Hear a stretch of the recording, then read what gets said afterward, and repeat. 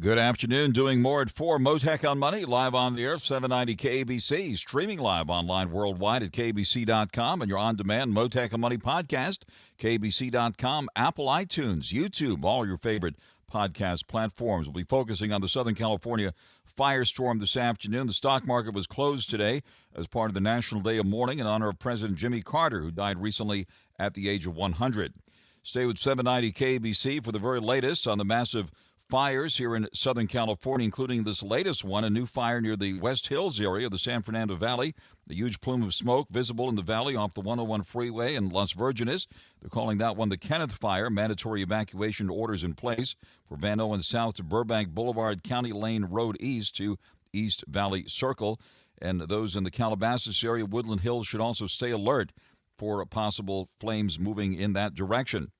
Another fast-moving fire there being watched very closely.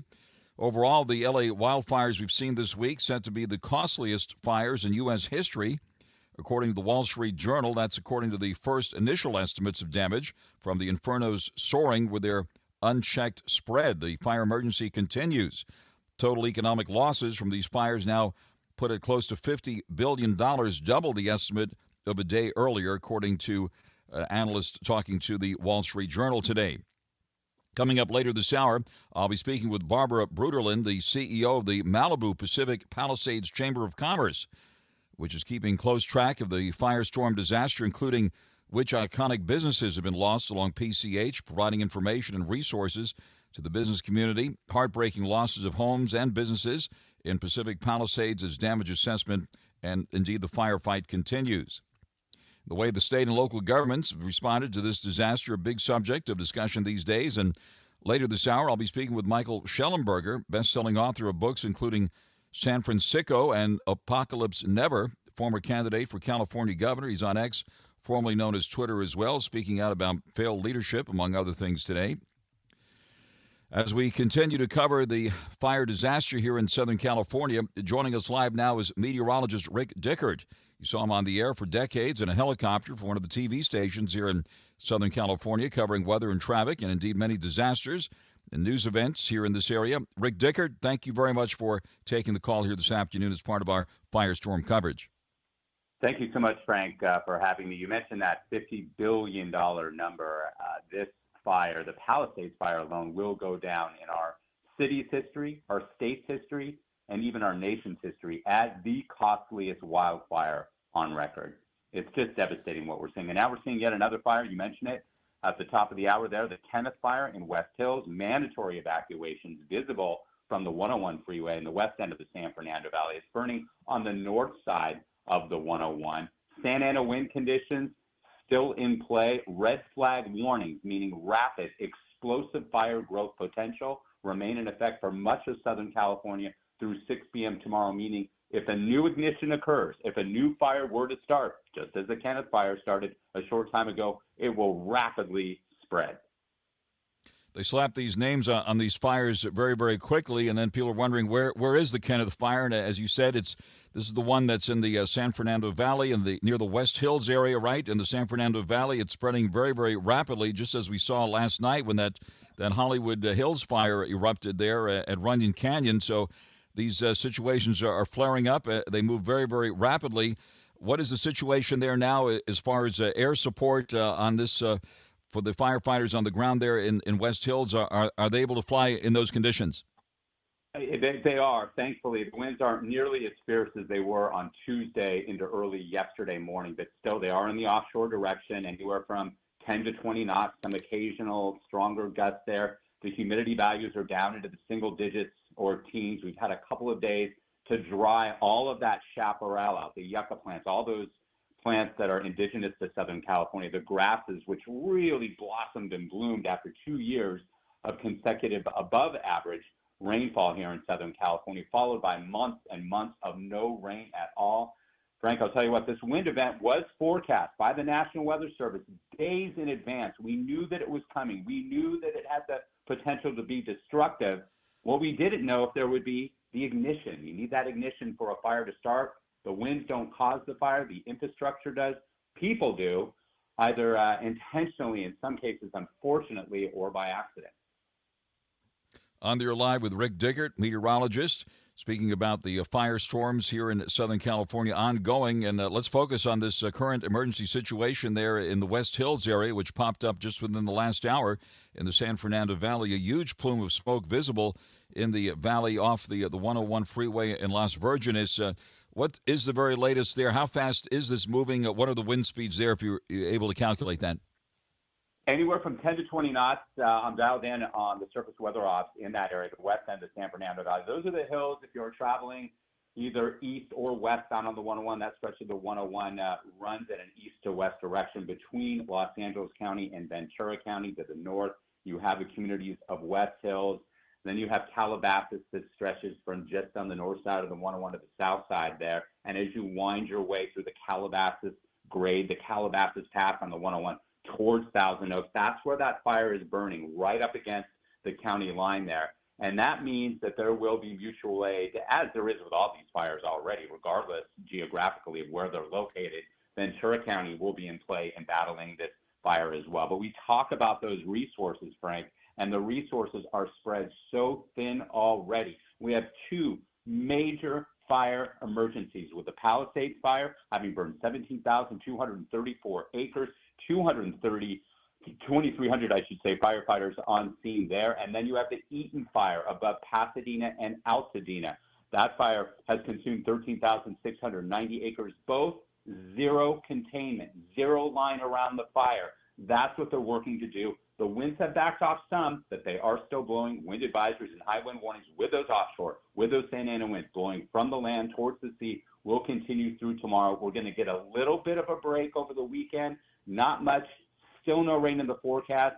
I hate to say this, Frank, but again, next week we're looking at the period of Monday night into Tuesday with the potential of another very strong wind event. On the air live with meteorologist Rick Dickert. And Rick, how does it work with Santa Anas? Do they flare up in the evening, or when do they become most fierce, based on your experience? That's a great question, Frank. There is a diurnal component to these winds. Typically, the winds are a bit weaker during the afternoon. That's because that sea breeze that we so love here in Southern California, our natural AC, is sometimes able to develop, which just offsets those offshore winds. When we talk about offshore Santa Ana winds, they're blowing from the northeast, from the land towards the sea, northeast to the southwest. During the afternoon, when we get just enough of an onshore push, it will weaken those Santa Ana winds ever so slightly. The reverse happens during the late night and morning hours. That's when the winds are strongest. That's when we're expecting another big burst of winds here because of the dynamics that are in play. On again, off again, Santa Ana winds, variable velocities expected through the weekend until Monday night and Tuesday, when we are expecting another very strong, potentially strong Santa Ana wind event. They're hoping to get the upper hand on this. All of the resources, and we're talking about resources, Frank, coming from different states now, from Arizona, not just from in and around LA County and areas that aren't vulnerable to wildland fires, but other states as well. We need those resources in play with the fire emergency that we're dealing with. On the air live with meteorologist Rick Dickert. You spent a lot of time in a helicopter yourself, and tell us about the dramatic firefighting equipment and effort that goes into fighting these kinds of fires based on your experience over the years. Yeah, I spent 20 years up in a media ship, airborne reporter. I'm a certified broadcast meteorologist, so I was able to bring those tools up in the helicopter in watching events like this. And first thing, Frank, I'll tell you what, I have never seen anything like this. In all the years that I covered fires, I worked in the media here in LA over 30 years, and again, 2 of those decades spent up in the helicopter. I've seen some devastating wildfires, but nothing like this. And yes, apocalyptic can be used when you look at the scenes in parts of Altadena and Pasadena, and especially in the Palisades area. These firefighters, though, they're heroes. They're first responders. They are amazing. While we run away from wildfires, while we dash out of buildings that are on fire, they run up the hill towards the fire. They run into the building. Highly trained, some of the best firefighters, first responders in the world here in Southern California, in the air and on the ground. You cannot give them enough respect. The fixed wings, we have the Canadian Super Scoopers. Those Super Scoopers based at Van Nuys Airport, leased from Canada. They come in, slow down to 80 miles an hour over open ocean, scoop up that 1,600 gallons of water into the belly, and then drop them in pivotal areas to get that containment, that line around the fire to protect structures. Protect life first, then the structures. When we talk about the perimeter, that is essentially prohibiting the fire, the forward spread of fire. And you do that from starving those fires of the fuel, heat, and oxygen that they need to grow. This is a tremendous battle, though. Again, worst case scenario, we knew the winds were coming. We had 2 consecutive years of above average precipitation in Southern California, which involved that rapid, dense growth of all of those hillsides, the Santa Monica Mountains, the Angeles National Forest, above the Pasadena and Altadena, and now in the Kenneth Fire Zone, the west end of the San Fernando Valley, in the West Hills and Calabasas area. All of that vegetation grows, and even if you do several feet of structure protection, you clear away the brush around the property, when you are dealing with winds like we are dealing with and dry conditions like we're dealing with, it really is a challenge to prevent that fire zone from spreading into neighborhoods like we saw, especially with the Palisades fire and then the Eaton fire. And then last night, that Hollywood fire, what an emergency that was there in Runyon Canyon, spreading quickly there. And then one of those fixed-wing firefighting aircraft fortunately made a direct hit. Did you see that? Made a direct hit on the flames and snuffed it out. We got to give that guy a medal or a lady a medal, whoever that was. And what aircraft was that? No question. There was a couple that I had seen, but there were air-dropping, water-dropping helicopters, and then there was a fixed-wing in there as well on both sides to prevent the loss of property and the loss of life there. As we continue in these conditions, and this is a very important point we need to make here, Frank, is to remind everybody, even if you aren't in a fire zone, near a fire zone right now, that you live in an area that's vulnerable. I use the term the urban wildland interface. That's where these fires, all 3 of them, the Kenneth fire, the most recent fire, the Palisades fire that started at 10:30 a.m. Pacific Standard Time on Tuesday, and then the Eaton fire that started just after 6 p.m. on Tuesday. Remember, ready, set, go, be prepared, expect a fire to start in your area. And if it does, because of the red flag warnings, because of the explosive fire growth potential, you will likely have very little time to get those supplies together that you need. And that's the 5 Ps again: people, pets or people too, prescriptions, papers, personal needs, your clothing, your toiletries, and then those priceless items that cannot be replaced, like photos and mementos. Have them around year-round. Have a box. Know that you can load them into your car quickly. Have those sets of clothes already put aside. Those are your emergency clothes. If we are in a situation like this, always make sure your car is gassed up. Back it up into the driveway. Don't wait for the official warning. Do not wait for an official evacuation warning. If you see flames in your backyard and you are fearful, get out as quickly as possible. On there live with meteorologist Rick Dickert, AMS certified broadcast meteorologist with the decades of experience in the news business here in Southern California. You know, I had the honor of working with another famous meteorologist back in Florida during Hurricane Andrew, and that was Brian Norcross. You probably heard of him because he's very, very famous. Brian Norcross was on the air back when Hurricane Andrew was threatening Florida. Already, of course, we got a lot of warning this was coming. And he became the hero of the storm because just based on looking at the numbers and the pressure readings and so forth, he realized what kind of a disaster that was going to be. And it turned out to be basically a huge tornado-like situation. It was obviously a hurricane, but it acted like a severe tornado that ripped through the South Florida area. But he warned the people just looking, knowing what to expect here, and urged people to get into their bathtubs and put a mattress over their heads, and that saved lives. Yes. He was heavily honored after that disaster. And, you know, and similarly here, unfortunately, there were some urgent warnings, but we needed really somebody to sound the alarm bells, including at this moment, looking at what's currently on the table here with the severe winds and fire in the mix, and what could happen here now. I'm glad that you brought up, Frank, the comparison with hurricanes and what we're dealing with, because this is our hurricane. This is our windstorm. This is now our firestorm. And the National Weather Service, our local agencies, the National Weather Service, based both in northern San Diego County and up in Oxnard, did a fabulous job with the lead time, the warning of this wind event, days in advance. We knew it was coming. Our infrastructure knew that it was coming.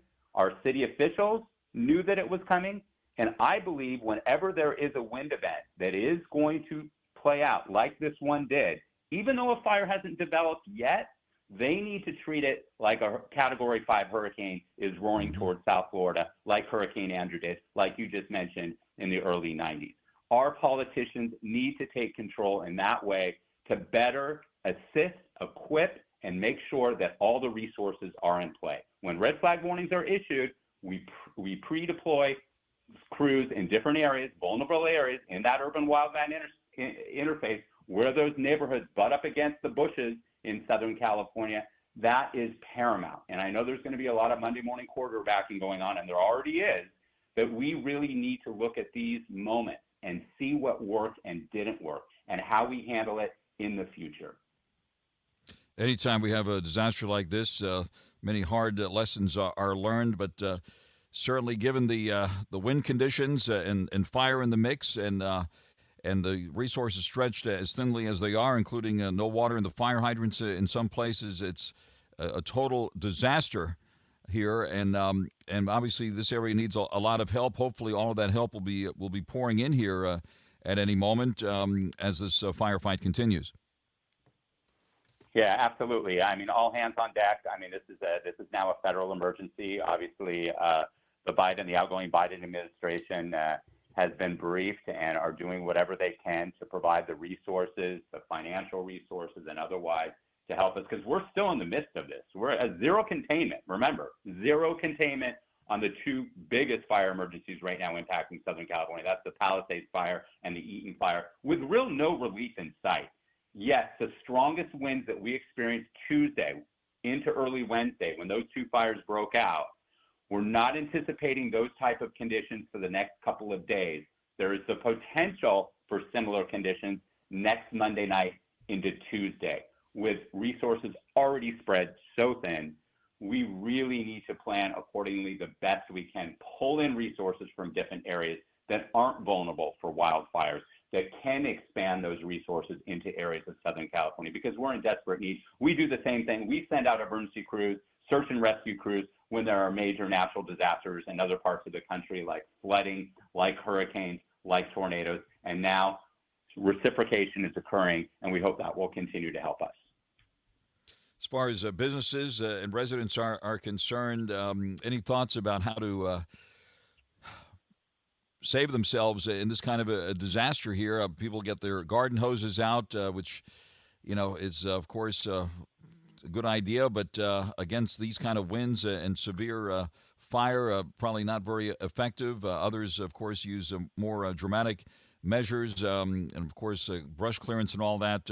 Any thoughts here for the business folks and the residents here? It's one of those things, Frank, where firefighters will tell you, first responders, get out, let the professionals get in there. But when you see your home, your livelihood, everything that you worked for, your heart wants to stay there. You want to fight. You want to put water on that home.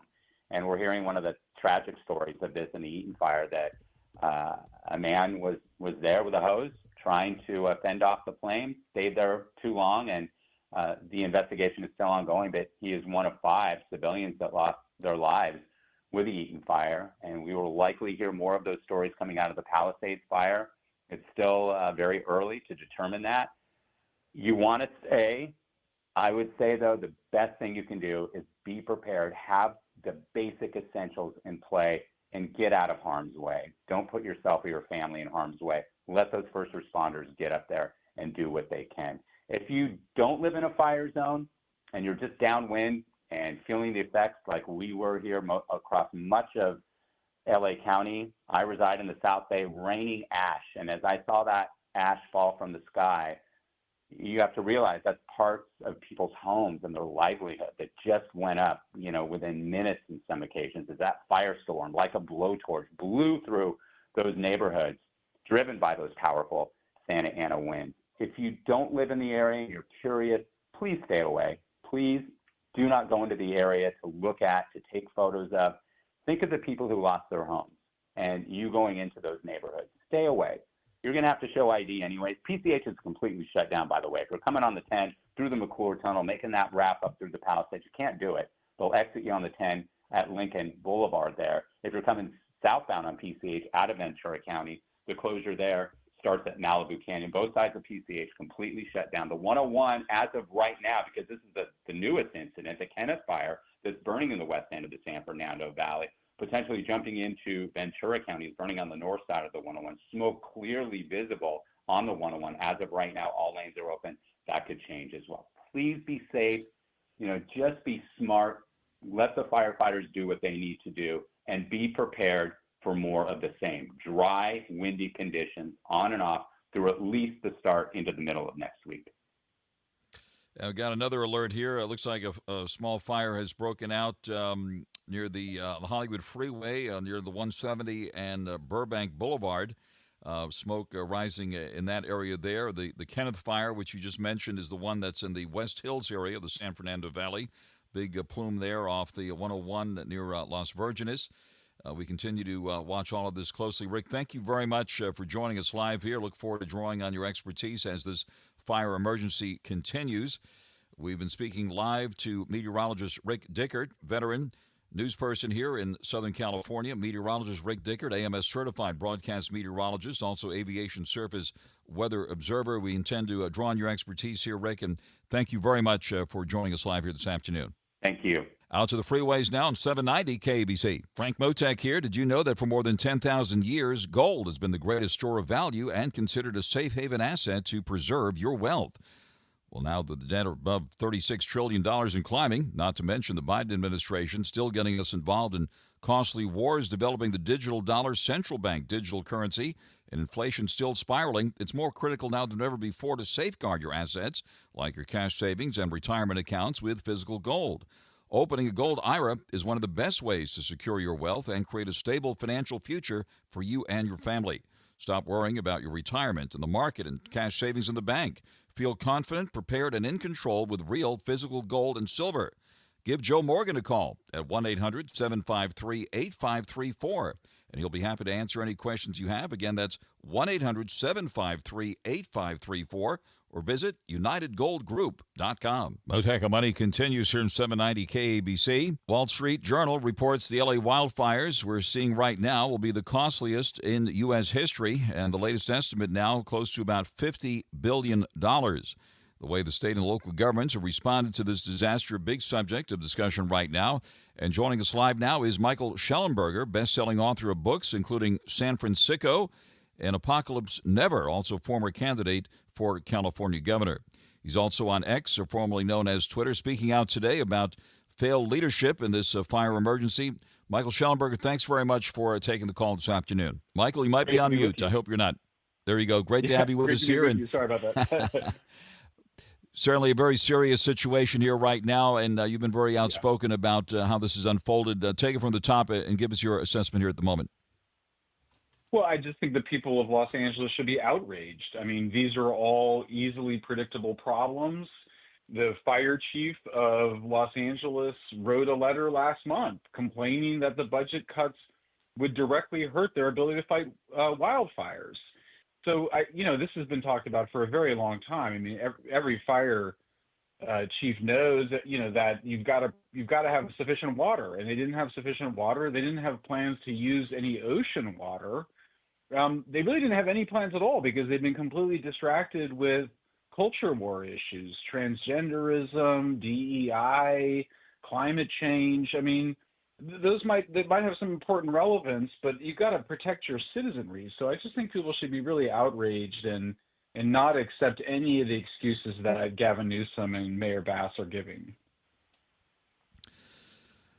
What about the cutbacks there, the fire department? How significant is that amount, and how do we know how that money would have been spent had it been in place here? And obviously the whole fire department budget is going to be getting another look at this point. Yeah, I mean, remember, it was so Mayor Bass cut $18 million. So then the fire chief, Kristen Crowley, she sends a letter on December 4th where she says, these budgetary reductions have adversely affected our ability to maintain core operations. She then goes on and says, It's severely limited our capacity to prepare for, train, and respond to large-scale emergencies, including wildfires. She couldn't have been any clearer. This is sent on December 4th. You can see it on my X.com account. And yet Mayor Bass today said, oh, the 18 million she cut didn't really impact what we've been going through. Well, that's just false. I mean, she also saying we shouldn't be involved in holding people accountable right now.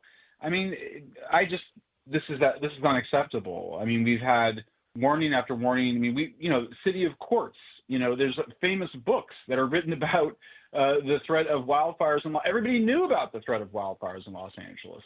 We know that half of the fire budget, half of all responses from the LA Fire Department is to fires started by homeless people.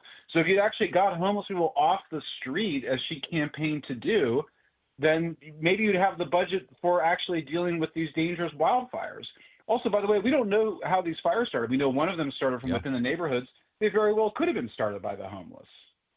Right, and something like 14 calls a day for fires started by at homeless encampments and so forth. So that's all being looked at, but that's obviously a very, very important point. And then the water part of the story, the head of the DWP was up there yesterday talking about what happened with the lack of water in the hydrants in the Palisades area, which we see the end result of that in those horrific photos now and videos that are circulating all over the place. The absolute devastation there in Pacific Palisades with all those homes and businesses lost. What about the LA DWP in all of this? Oh, I mean, look, it's one of the most corrupt agencies that's ever existed. I mean, it's famously corrupt. Look, I mean, Los Angelinos had somebody in Rick Caruso who headed up the DWP, who literally ran on a campaign to increase the fire department budget. Many voters, motivated by, frankly, racialism, voted against him because he's a white man. Well, I mean, look, people have lost. I mean, it's just unbelievable. So I just kind of think people complain about wokeism or culture war stuff when you're selecting a candidate based on their race rather than what they're actually planning on doing. Caruso ran on a campaign to keep people in Los Angeles safe. He ran on a campaign to increase the fire budget. Well, so I mean, part of me, people of Los Angeles should be upset, but those who voted against Caruso, who had this amazing record as somebody that got stuff done, whose development properties are some of the most celebrated properties in the world, I hope, I'll just put it this way, I hope that people that made the wrong choice are rethinking their decisions. Of course, Rick Caruso, who was on this program 24 hours ago, by the way, had the support of the entire business community here, and he has been obviously very outspoken about this current fire emergency and very critical of the current leadership, and we hope to speak with him again very, very soon. As far as water management by the state, that's another big issue now that we've been hearing a lot about, how water overall is managed here in California under Governor Newsom and incoming President Trump now also making an issue of that. What about water management here in California? Yeah, horrible. I mean, here there's a thing going around now where people say, oh, well, the reservoirs for Los Angeles were full. Well, okay, but there weren't enough reservoirs. I mean, at the end of the day, there was insufficient water. So people need to not accept any of these excuses. I mean, there's been emergency planning in Los Angeles for as long as there's been Los Angeles. So they needed many more reservoirs. The governor has talked a big game. You needed desalination plants. Israel has pioneered them. They work very well now, where you can pump more water from the ocean at a time that you need it. Because, of course, one of the problems with using the ocean water is the salinity and the problems of using that in the equipment. Of course, in an emergency, you would sacrifice the equipment. But nonetheless, desalination technology allows you to pump ocean water and use it for fires or drinking water or lawns or pools or whatever else. I mean, there is no reason for Californians to lack in water. We are right next to the Pacific Ocean. It's been 1979 since we had a major water storage project. Gavin Newsom keeps promising they can't even increase the size of the site's reservoir, which is like the low-hanging fruit. So look, you've got a group of anti-human extremists pretending to be environmentalists who actually don't care about the environment. They just hate human civilization.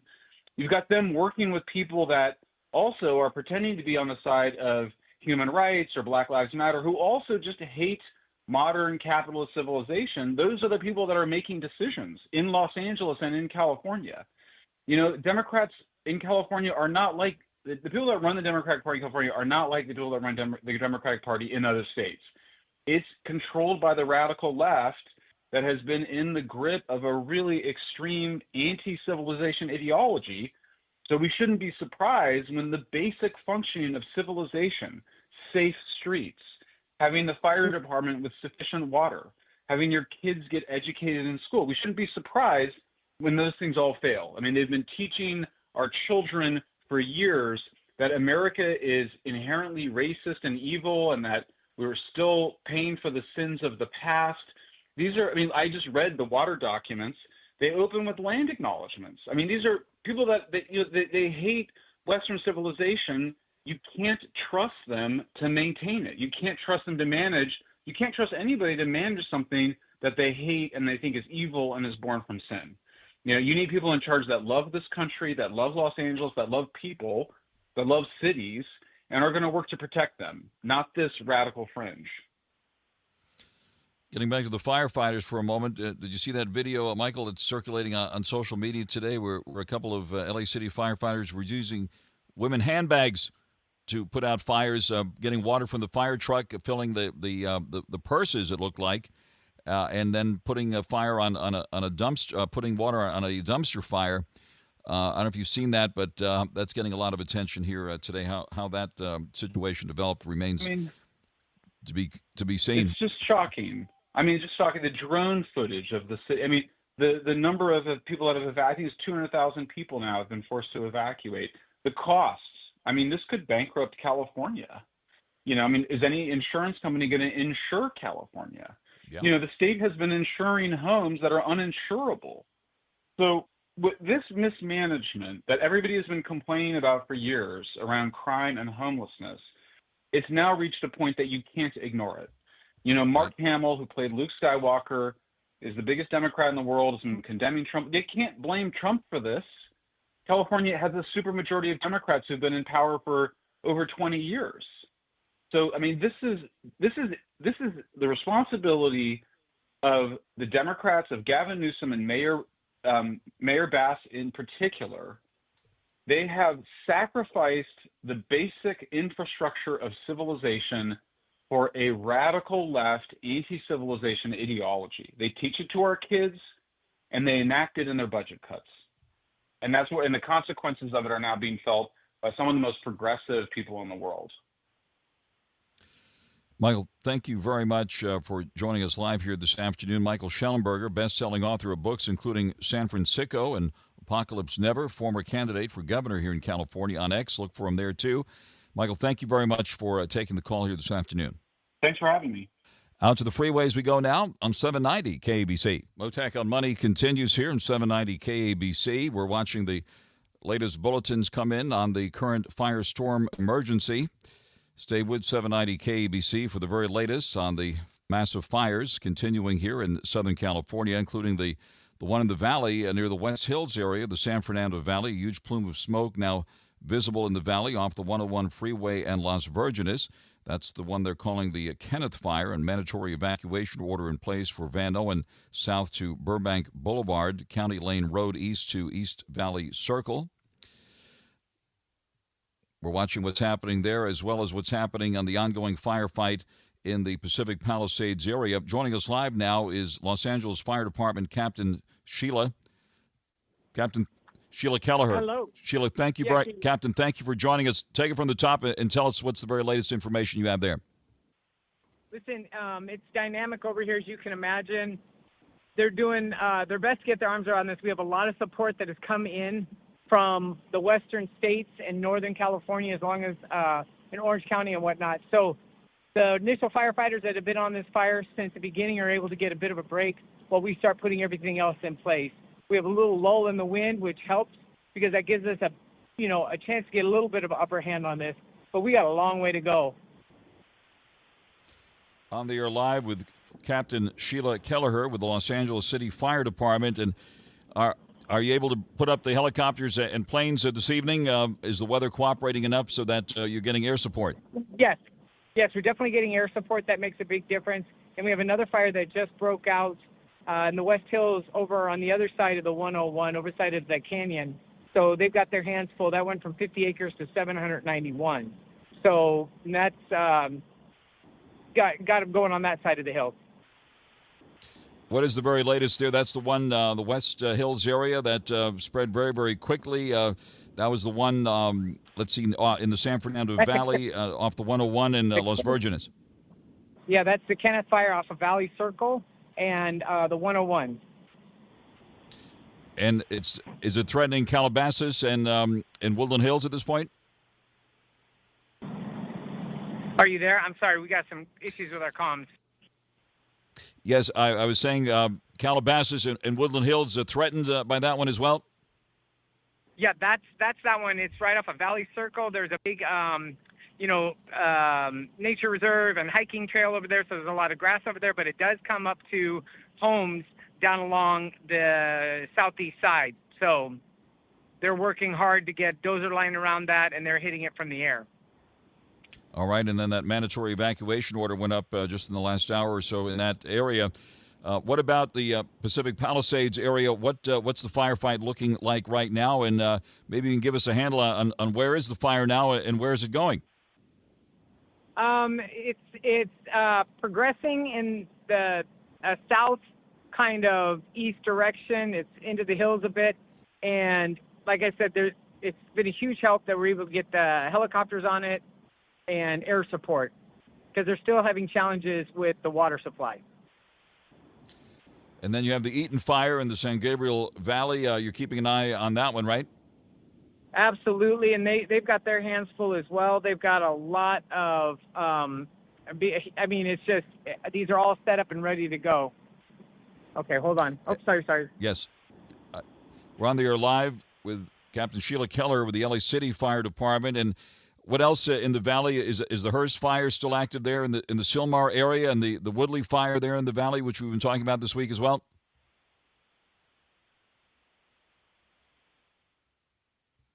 I think we lost Captain Sheila Kelleher. Thank you very much, Captain Keller, who's, of course, very, very busy. And the communications situation also is rather sketchy with Mount Wilson being threatened with flames. That's the primary central communications mountain there, basically, where you see all those communications equipment and antenna and so forth. So hopefully that will hold up in the firestorms that we're experiencing this evening. But this fire in the West Hills area, the San Fernando Valley, as you mentioned, getting the attention right now with an aggressive attack by air as well as on the ground with that huge plume of smoke visible in the valley off the 101 freeway there. It started apparently near Los Virgenes. That's the one they're calling the Kenneth Fire. They put these names up on these fires very, very quickly, so sometimes it's hard to keep track of exactly where these fires are. And the Pacific Palisades, of course, the firefight continues. No containment there. Also, the Eaton Fire out in the San Gabriel Valley, obviously a big concern. That deadly fire is still being fought in that area, in the Altadena and Pasadena areas. Stay with 790 KBC for the very latest on the massive firefight continuing here in Southern California, in the Palisades, the San Gabriel Valley, and in the San Fernando Valley as well. We'll continue to cover the fires here with the newscast coming up here in just a moment. The stock market closed today. Today's a National Day of Mourning in honor of President Jimmy Carter, who died recently at the age of 100. The stock market will resume tomorrow with the Dow at 42,635 after a closing gain of 107 points yesterday. The S&P 500 stands at 5,918 after a gain of 9 points. And the Nasdaq will kick off the session tomorrow morning at 19,479 after slipping 11 points yesterday. The VIX index, the volatility index, has been in focus lately. It's been perking up. Gold at the moment up nearly $4 at $2,694.70 an ounce, and crude oil futures of 33 cents at 74.25 a barrel. Stay tuned now for the 790 KBC News Blitz, and I'll be back with more at 4 tomorrow afternoon right here on Mottek On Money on 790 KBC. Bravo TV star Lala Kent holds nothing back on the Give Them Lala podcast. No, I have a very short fuse. Get to know the TV personality. I don't need to watch the show because I get the real life version. From relationships and motherhood. Let me tell you something about breastfeeding. To business and beyond. You are scared of failure, so it prevents you from trying. This is where we implement a big set of ovaries, and then we obsess. Follow and listen on your favorite platform.